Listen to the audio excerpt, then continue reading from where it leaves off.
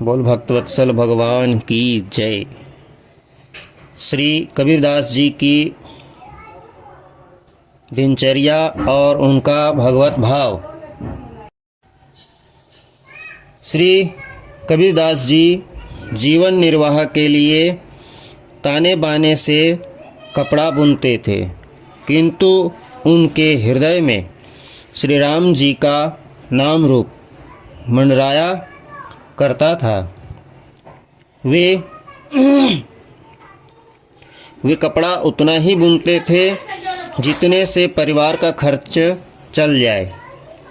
एक बार बाजार में कपड़ा बेचने के लिए आप खड़े थे कि एक साधु आपके पास आकर बोला कि मुझे कपड़ा दीजिए, मेरे पास पहनने के लिए कुछ नहीं है। तब आप उसे आधा थान फाड़कर देने लगे तो उसने कहा, इस आधे थान से मेरा काम नहीं चलेगा। श्री कबीरदास जी ने कहा, यदि पूरा थान लेने का निश्चय आपने अपने मन में किया है तो ले लीजिए, यह पूरा थान ही ले लीजिए। श्री कबीरदास जी के घर पर उनकी स्त्री लोई, माता नीमा, पुत्र कमाल और पुत्री कमाली ये सभी रास्ता देख रहे थे। घर में भोजन सामग्री का अभाव था, अतः सभी भूखे थे। कपड़ा बेचकर मूलधन से सूत और मुनाफे से सामान खरीदकर आता था,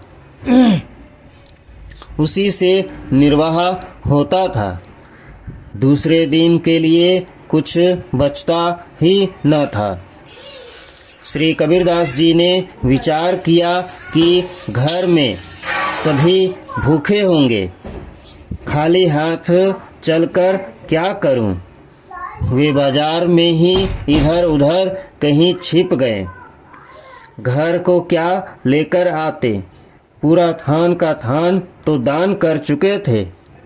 भगवान घट घटवासी हैं। श्री कबीरदास जी के सच्चे भक्ति भाव को जानकर और घर के लोगों को दुखी देखकर वे व्यापारी केशव बंजाए का रूप धारण कर बैलों के ऊपर बहुत सा आवश्यक सामान लाद कर लाए। सब सामान उन्होंने कबीरदास जी के घर में रख दिया और कहा, यह सामान सुविधा के लिए है, इससे आराम से निर्वाह करो। 3 दिन बाद भी जब श्री कबीरदास जी लौटकर घर नहीं आए, तब 2-4 आदमी गए और ढूंढकर उन्हें लिवा लाए। घर आकर कबीरदास जी ने सब बात सुनी कि एक व्यापारी बहुत सा सामान लाकर डाल गया, तो उन्होंने जान लिया कि मेरे कष्ट को देखकर स्वयं भगवान को कष्ट हुआ। तभी उन्होंने सामान पहुंचाने का कष्ट उठाया। विचार कर कि श्री राम रघुवीर ने मुझ पर अत्यंत कृपा की, आप परमानंद में मग्न हो गए। उसी समय भक्तों की भीड़ को बुलाकर श्री कबीरदास जी ने सारा सामान लुटा दिया। ताना बाना, कपड़ा बुनना सब आपने छोड़ दिया। हृदय में आनंद की बाढ़ आ गई। यह सुनकर ब्राह्मणों का धैर्य छूट गया। वे क्रोधित होकर दौड़ते हुए कबीरदास जी के यहाँ आए और बोले, क्यों रे जुलाहे, तूने इतना धन पाया और हम लोगों को नहीं बुलाया।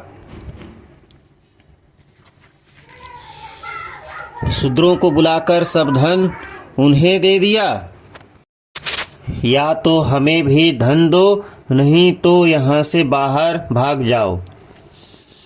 श्री कबीरदास जी ने कहा, अब मेरे घर में तो कुछ भी नहीं है, आप लोग घर में घुसकर देख लीजिए।